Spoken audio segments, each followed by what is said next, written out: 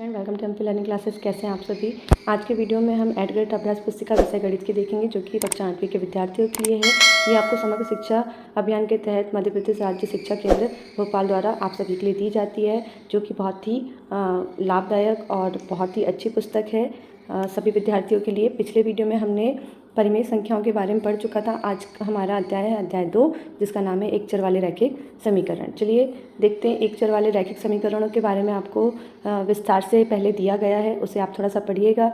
जैसे कि आपको हम बता दें एक चर वाले रैखिक समीकरण, जैसे ये जो अध्याय का नाम है उसी से हम पहले समझते हैं कि एक चर वाले रैखिक समीकरण होते क्या हैं। तो एक चर मतलब क्या होता है, वह राशि जो कि बदलते रहती है, जिसका मान क्या होता है, बदलते रहता है, वो राशि क्या कहलाती है, चर राशि कहलाती है ना। तो चर राशि इट मीन्स ए से लेके जेड तक जो आपके अल्फ़ाबेट होते हैं वो सारे आपके किस में आते हैं, चर में आते हैं, क्योंकि इनकी जगह पर आप दूसरे मान भी रख सकते हैं। ठीक है।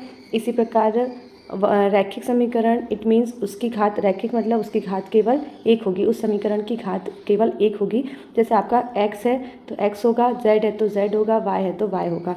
x का वर्ग, y का वर्ग या घन, ऐसी संख्याएं आपको नहीं देखने को मिलेंगी। ठीक है। तो इन सब और समीकरण इट मीन्स आपका क्या होगा, समीकरण से आप समझ जाएंगे कि उसमें दो पद होंगे, दो से अधिक पद भी हो सकते हैं, लेकिन आपका बराबर का चिन्ह होगा। ठीक है। तो वो जहाँ पर बराबर का चिन्ह हो वो क्या कहलाएगा, आपका समीकरण। ठीक है। तो आप यहाँ पर कुछ उदाहरण दिया गया है, उसको हम देखते हैं।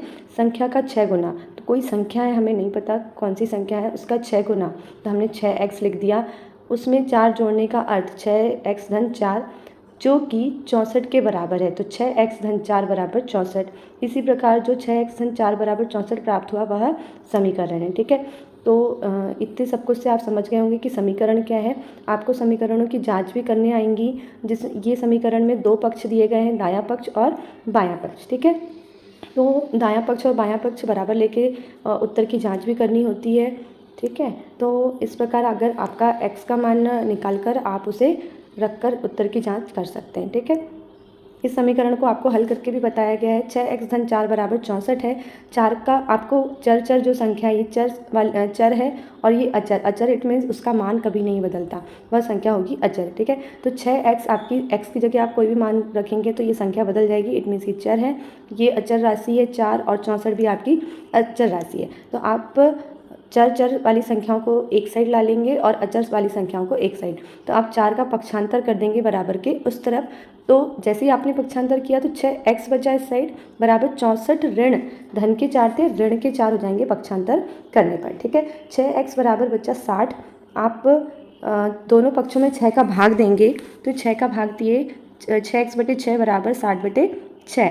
इट मीन्स 6 से 6 आपका भाग चले जाएगा या कट जाएगा बोल सकते हैं।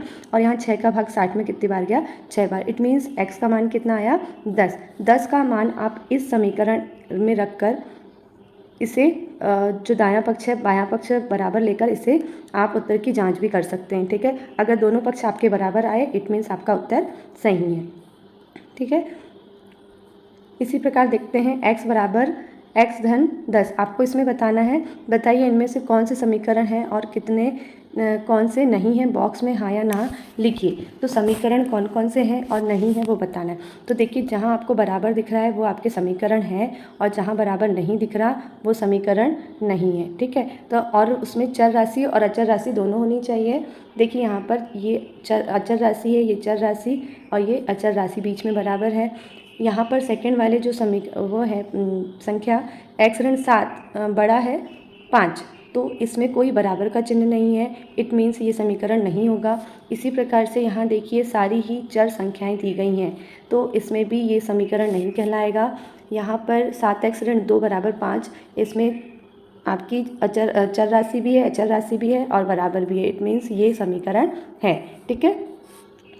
गणितीय कथनों से समीकरण का निर्माण करना है, तो आपको कथन दिए जाएंगे, उससे आपको समीकरण बनाना है। z के 6 गुने में से 5 घटाने पर 7 प्राप्त होता है। मतलब z कोई संख्या है उसका 6 गुना करेंगे, तो 6 गुने मतलब आपको 6z होगा, उसमें से 5 घटाए तो 5 ऋण 5 बराबर कितना प्राप्त होगा, बोल रहा है 7। ठीक है। तो ये आपका समीकरण बन गया। इसी प्रकार m का 1/4 मतलब m बटे 4 7 से 3 अधिक है। तो m/4 कितना है? 7 से 3 अधिक, मतलब m/4 बराबर 10 है। ठीक है, इस प्रकार आप m का मान भी निकाल सकते हैं 40। इसी प्रकार आपको और भी समीकरण दिए गए हैं इस पुस्तिका में। आप चलिए अब हम विकल्प की ओर जाते हैं, ज़्यादा देरी ना करते हुए, वीडियो को ज़्यादा लंबा ना करते हुए। पहला प्रश्न है आपका, x के 3 गुने और 12 का योग 32 है, इसका समीकरण होगा। तो आपको x का 3 गुना क्या होगा, आपको एक एक शब्द को लेकर चलना है। x का 3 गुना मतलब 3x, ठीक है, और 12 का योग, योग मतलब आपका होता है जोड़ना, धन 12 बराबर कितना 32 होगा बोल रहा है। तो आपको ये कहाँ दिख रहा है, आपका ए ऑप्शन सही होगा, क्योंकि 3x धन 12, x के 3 गुने 12 का योग बराबर कितना 32। ठीक है, तो आपका ए ऑप्शन सही होगा। इसी प्रकार 3x धन 2 बराबर 13 का मान निकालना है आपको। तो 3x 2 का पक्षांतर कर देंगे तो 13 ऋण हो जाएगा 2, इट मीन्स 3x बराबर 11, और 3 का भाग देंगे दोनों पक्षों में तो x का मान हो जाएगा 11/3। ठीक है, तो आपका आंसर कौन सा हो जाएगा, डी नंबर का। इसी प्रकार तीसरा नंबर का क्वेश्चन है, निम्नलिखित में से कौन सा समीकरण है। तो अभी आपको बताया जिस समीकरण में चर राशि हो, चर भी हो, अचर भी हो और बराबर भी हो, है ना। तो ये आपकी चर राशि, अचर राशि और बराबर सभी है। तो ये आपका समीकरण हो जाएगा, कौन सा ऑप्शन सही होगा, ए नंबर का। ठीक है, समीकरण ax धन b बराबर 0 में x का मान होगा। तो आपको सबसे पहले b का पक्षांतर करना होगा। तो 0 में से ऋण b घटाएंगे तो ऋण b आ जाएगा बराबर के उस तरफ, और a का भाग देंगे दोनों तरफ, तो x का मान क्या होगा, ऋण a/b। तो ऑप्शन आपका डी सही हो जाएगा। इसी प्रकार है 3x धन 5 बराबर x ऋण 2 का सरलतम रूप। तो आपको चर वाली संख्याओं को एक तरफ ला लेना है और अचर संख्याओं को बराबर के एक तरफ ला लेना है। आप हल करेंगे तो आपको समीकरण प्राप्त होगा 2x धन 7 बराबर 0। चलिए क्वेश्चन आंसर की तरफ चलते हैं, जिसमें आपको हल करके बताना है सारे ही क्वेश्चन को। बहुत ही अच्छे से हम लोगों ने शॉर्ट फॉर्म में आप लोगों के लिए क्वेश्चन के सॉल्यूशन करे हैं। चलिए देखते हैं। 5x ऋण 3 बराबर x धन 2। तो सबसे पहले आपको पता होना चाहिए कि चर राशि कौन सी है, 5x और x, है ना, और अचर राशि कौन सी, 3 और 2। तो आपको क्या करना है, सबसे पहले जो चर राशि है ना, उनको बराबर के एक साइड और अचर राशियों को बराबर के एक साइड ला लेना है। ठीक है, पक्षांतर करके। तो 5x ऋण x बराबर 2, ऋण के 3 थे, पक्षांतर होके धन के हो जाएंगे, और धन x का पक्षांतर होगा तो बराबर के उस तरफ ऋण का हो जाएगा। 4x बराबर 5 हुआ, x का मान कितना आया, 5/4। पक्षांतर कर दिया हमने 4 का, या यूँ कहो कि 4 का भाग दे दिया दोनों पक्षों में, है ना। समीकरण z का मान ज्ञात कीजिए। तो 4z ऋण 2 बराबर 6 धन 2। ठीक है, तो आपको इस समीकरण में भी चर राशियों को अलग ला लेना है और अचर राशियों को अलग रख लेना है। हमने रखा तो हमारा क्या आया, 4 ऋण 2 बराबर 6 धन 2, मतलब 4 में से 2, 4z में से 2z गए तो कितना आया, 2z बराबर 6 धन 2 कितना आया, 8। ठीक है, इस प्रकार आपका 8/2 मान आया। 2 से 8 आपका कट जाएगा, जो कि कितना आता है, 2 में 8 का भाग देने पर 4 बार आता है। ठीक है, चलिए 8वें का आंसर देखते हैं। z/2 ऋण 1/5 बराबर z/3 धन 1/4। तो आपको अचर वाली संख्याओं को एक साइड रख लेना है और चर राशियों को एक साइड रख लेना है। चर राशि में बटे में क्या असमान संख्याएं हैं, तो इसका लघुत्तम लेना होगा। 3 और 2 का लघुत्तम आया 6, 2 का भाग 6 में देंगे तो 3 बार जाएगा, 3 का गुणा हम ऊपर वाली संख्या से करेंगे तो 3z बन जाएगा। इसी प्रकार ऋण है तो ऋण लिखे बीच में, 3 का भाग 6 में देंगे तो कितनी बार जाएगा, 2 बार जाएगा, और उस 2 का गुणा हम ऊपर वाली संख्या से करेंगे तो मिलेगा हमें 2z। इस प्रकार 3z ऋण 2z/6 होगी आपकी राशि, बराबर 4 और 5 का हम लघुत्तम लेंगे तो आएगा 20।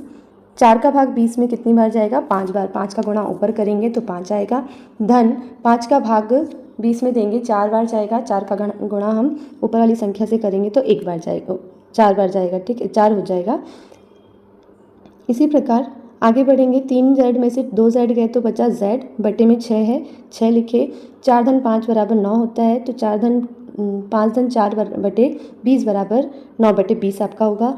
z की वैल्यू निकालना है तो 6 आपका भाग में है, बराबर के उस तरफ जाकर क्या किस में हो जाएगा, गुणा में। ठीक है, तो संख्या आपकी 6 20 से कट जाएगा, 2 से कटेगा तो 2 तिया 6, और 2 का भाग 20 में 10 बार जाएगा। इस प्रकार हमको आंसर मिलेगा z का 27/10। 10। अगला समीकरण देखते हैं। समीकरण को सरलता रूप में बदलते हुए हल कीजिए। आपको सरल रूप में बताना है, ये थोड़ा सा आपको सॉल्व करना होगा। वही सॉल्यूशन आपको अगर सॉल्व कर आप टी की वैल्यू निकाल लेते हैं तो वही उसका सरलतम रूप कहलाएगा। ठीक है, तो आपका क्वेश्चन है 3 कोष्टक में t - 3 = 5 कोष्टक में 2t + 1। ठीक है, तो इसका सॉल्यूशन हम करेंगे। 3 का गुणा पहले t में करेंगे, फिर 3 में करेंगे। ठीक है, तो पहले 3 का गुणा t में करें, 3t - 3 का गुणा 3 में करें तो कितना आया, 3 तक का 9 बराबर 5 का गुणा 2 में करें 10t धन 5 का गुणा 1 में करें तो कितना आया, 5 एकम 5। इस प्रकार हमें समीकरण प्राप्त हुआ। इस समीकरण में हम चर राशि और अचर राशियों को एक पक्ष में ला लेंगे, है ना। तो 3t ऋण 10t बराबर हो जाएगा, आएगा ऋण 7, क्योंकि असमान चिन्ह है तो संख्याएं घटेंगी। घटने के बाद जो बड़ी संख्या के सामने चिन्ह होगा वही चिन्ह लगेगा, इसलिए हमें ऋण के 7t प्राप्त हुए। इस पक्ष में 5 है और ऋण 9 उधर जाके पक्षांतर होकर धन के 9 बनेंगे, जो कि हमको 14 प्राप्त होगा। 7 का हम गुणा में है, 7 t के बीच में क्या है, गुणा है, बराबर की उस तरफ जाकर ये संख्या भाग में जाएगी तो 14 बटे ऋण 7।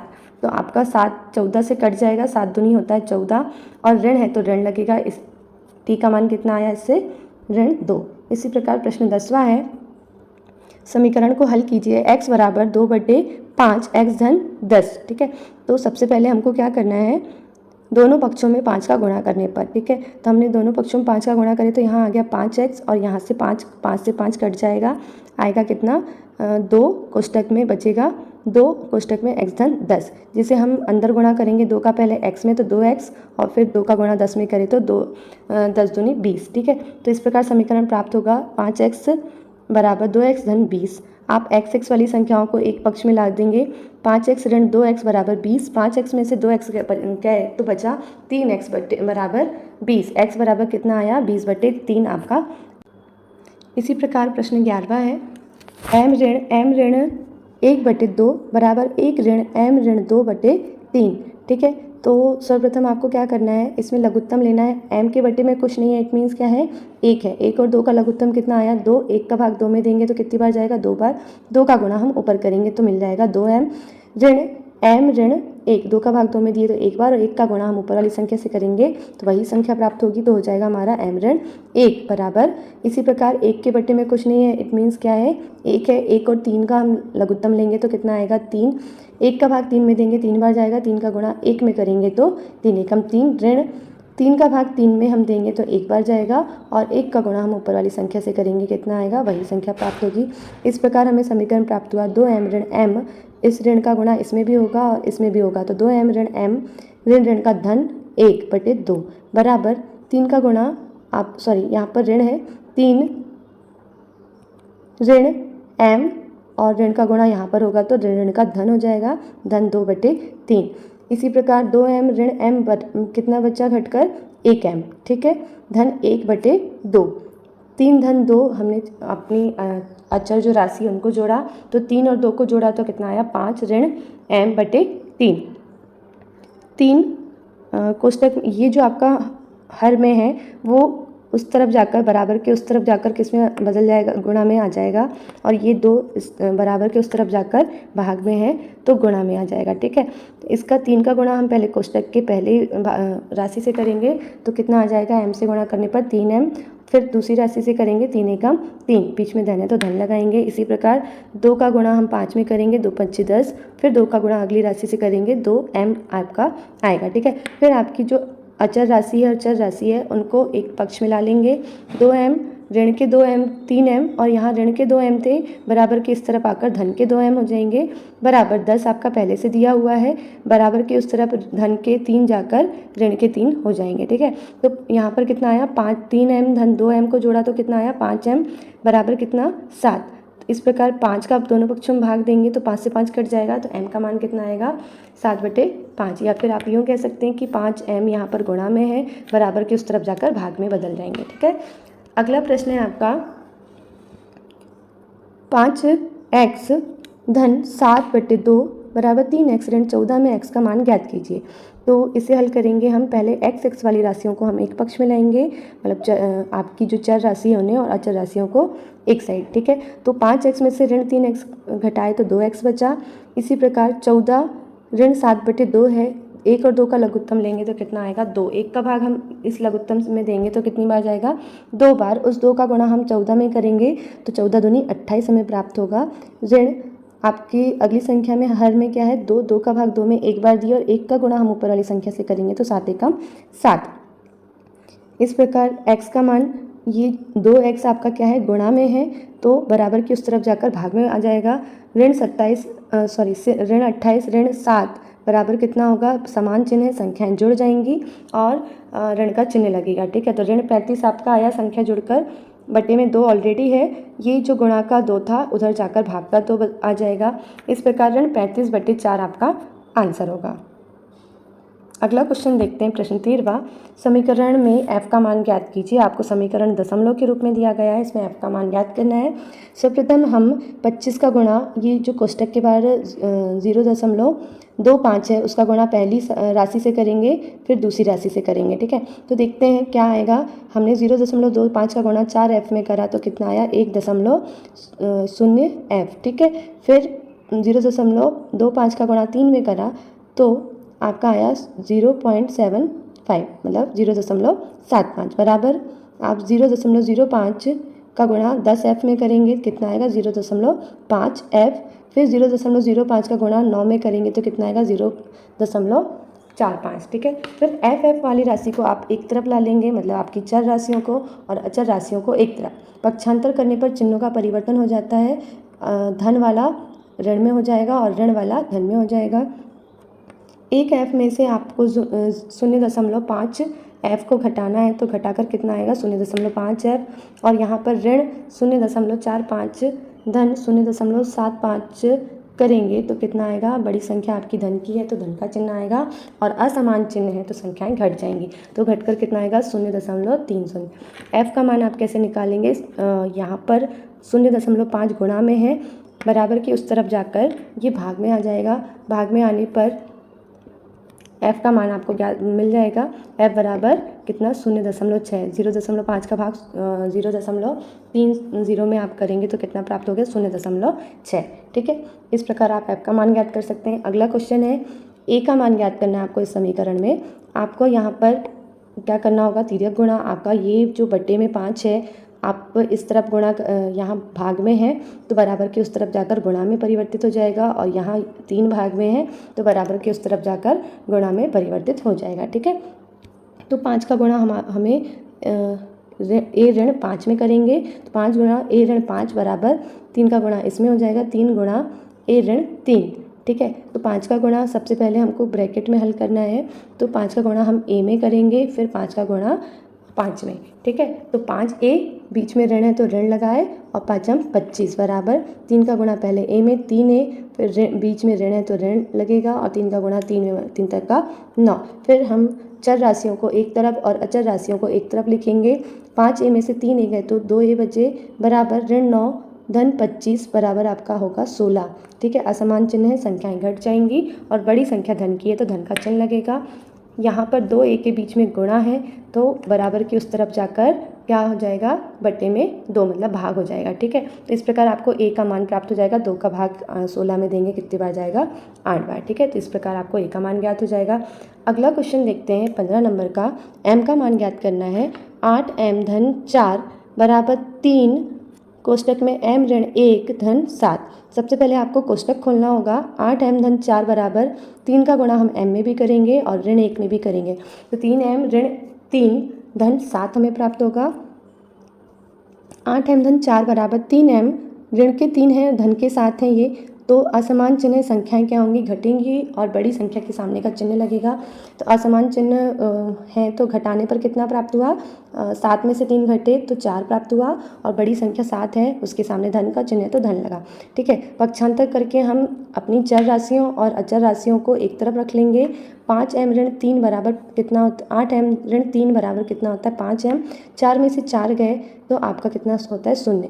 m का 5m में बीच में क्या है? गुणा, बराबर के उस तरफ हम ले जाएंगे तो ये राशि भाग में आ जाएगी। 0/5 करने पर किसी भी 0 के बटे कोई भी संख्या हो उसका मान क्या होता है? 0। ये आप सभी जानते हैं।